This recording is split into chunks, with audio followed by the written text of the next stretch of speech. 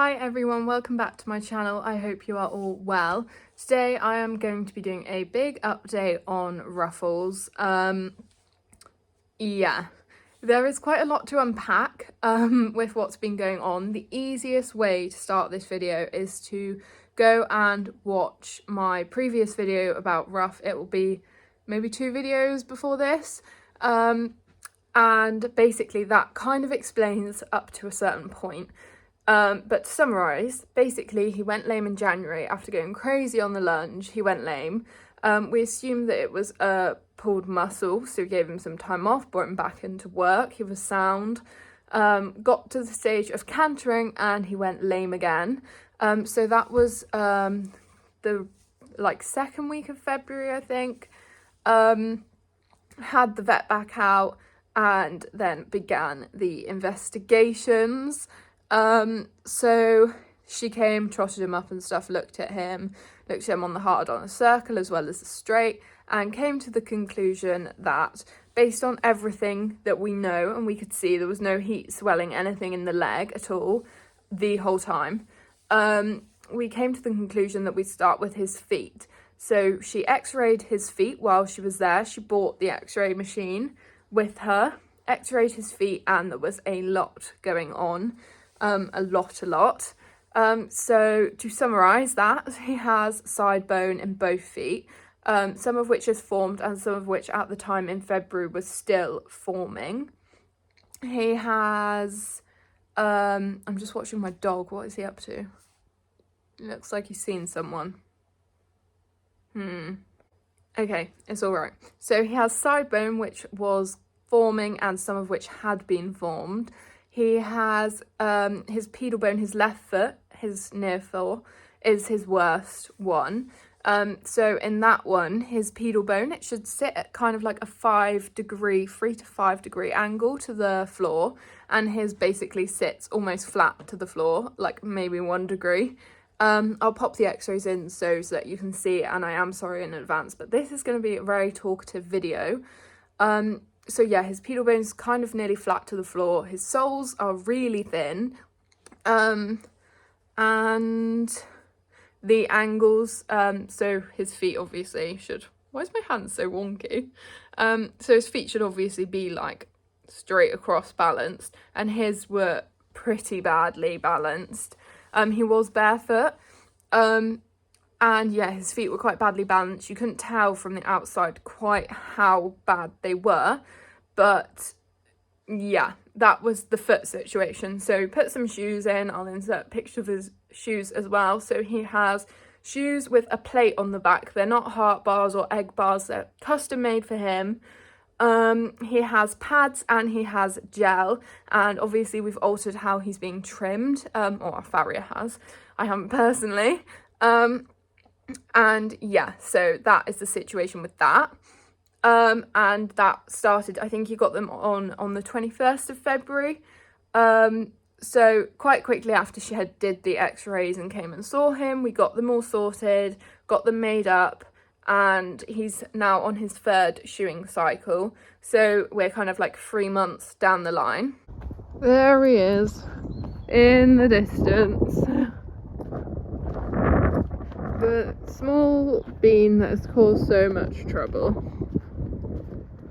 I have had to resort to sunglasses and to hope that you can hear me because it's very windy today, albeit very sunny. Bye! So I've had to resort to sunglasses because it's very sunny, but it's also quite windy, so I'm hoping that you can hear me. I've walked all the way down this field. I've caught Archie. He's just... Oh, and here he comes. I knew, I was just about to tell you that he was going to do that. Look at him go! Oh, he's beautiful. Every time for the past couple of days. So naughty. Look at that naughty boy.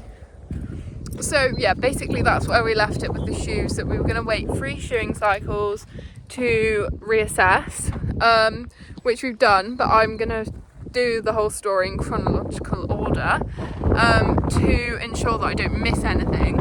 So, oh, just fell down the hole. So basically he's a best boy. other than being the best boy in the whole world. He was doing good. We were hand walking him 3 times a week. We built that from 15 minutes to half an hour over those 3 months. 25 minutes or half an hour over those 3 months. And then on the 8th of March, you might remember if you live in the UK, we had some snow. He went out all rugged up in the snow. And then when we went to get him in, one Wednesday, I think it was the 8th of March, he was lying down when we got him in, which is completely unusual for him. He doesn't do that. He's one of those, he doesn't necessarily like you catching him lying down. So that was really odd for him. What was he shouting about? So that was really odd for him. And then when we got him into the stable, it was quite obvious. He was colicking, he was lying down and stuff. So had the vet out. She tubed him, and he had nosebleed after he was tubed, which is kind of common, I think. But yeah, he had nosebleed after he was tubed. He was tubed, had electrolytes and stuff. She examined him rectally, took his temperature. His temperature was really high. His like mucous membranes in here, he had like big red rings over the top of his teeth, and then his gums were like white. His temperature was really high, his heart rate was really high. He was freezing cold because he'd been lying down in snow. He was freezing cold. There wasn't even that much snow, but he'd been lying down in it, so he was freezing cold. We had like 3 rugs on him trying to warm him back up. And when she examined him rectally, she said that she felt like there was displacement, and she couldn't quite work out what that was. But it wasn't where it should be. But then obviously if you've never examined a horse before, not like never examined a horse before, but obviously rough, I've never had him examined rectally, and so we don't know if that was normal for him, but it did go back when they came back on Friday. As the story progresses, it did sort itself out, so it obviously wasn't where it should be. You're a special boy. But yeah, so that was Thursday the 8th of March, I think, or Wednesday the 8th of March, I believe. He also obviously had pain relief injected, and he was sedated to make sure no accidents happened. So yeah, that was the Wednesday. Thursday he was just at home. He was very quiet. He didn't want to eat. We starved him overnight. On Wednesday into Thursday, and then we were meant to reintroduce soaked hay, but he wouldn't eat that, so we used some mash and stuff, soaked his feed, and he was eating but kind of reluctant. When you do, the pinch test to see if they're dehydrated, his skin was taking ages to go back. So yeah, Thursday we kind of put it down to, he was very quiet, but he's a very fussy eater and he doesn't really drink anyway.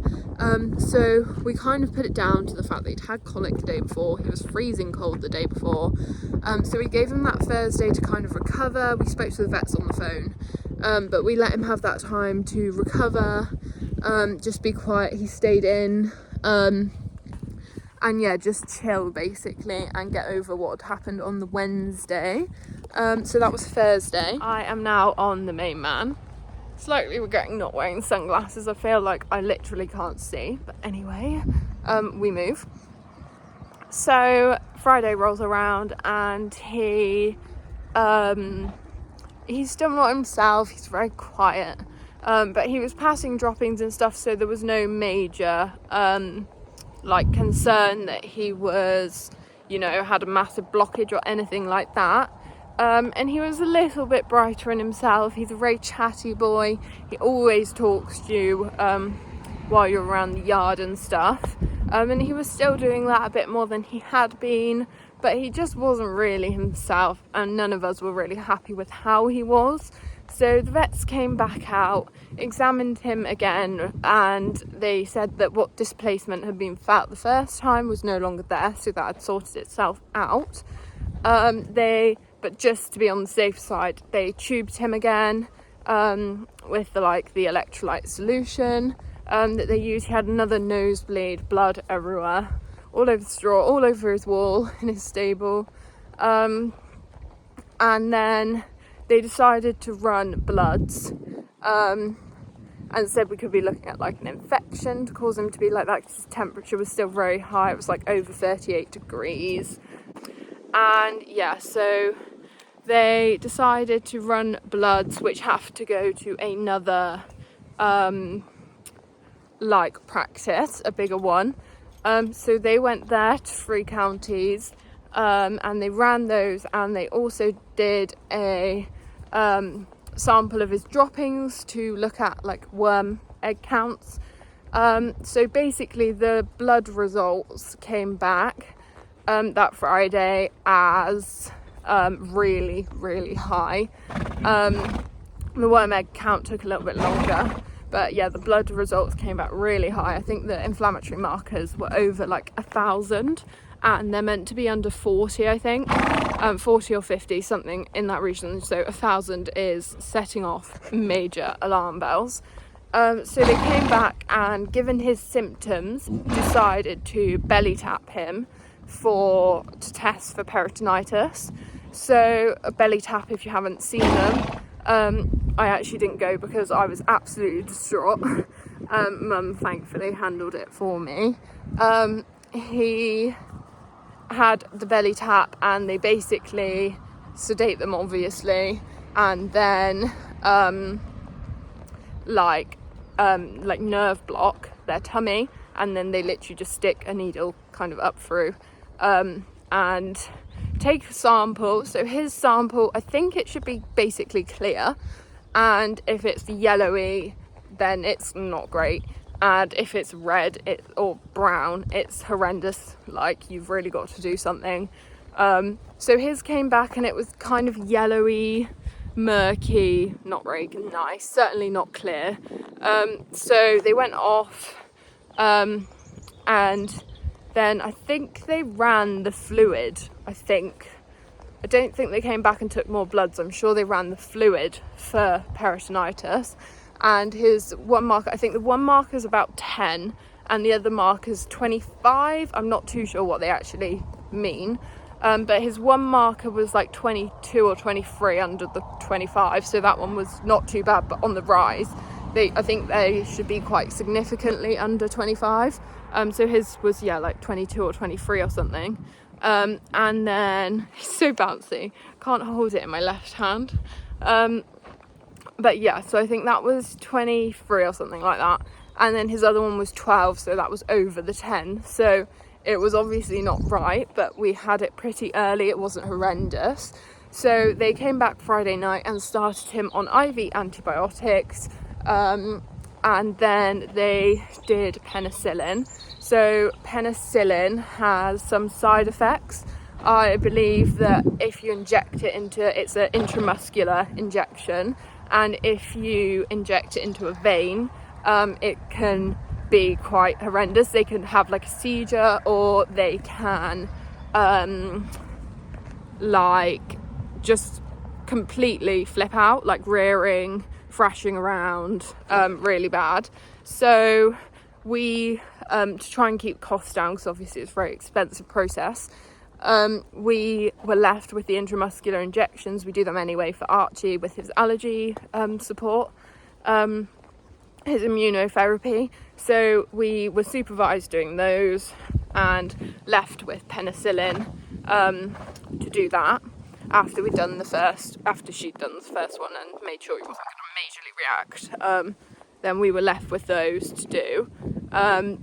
So yeah, that was the Friday. He had his first rounds of IV and intramuscular penicillin, and then he had IV like bute and stuff, like pain relief basically. And then that takes on to Saturday. So Saturday rolls around, we had one of the head vets come out to do his IVs.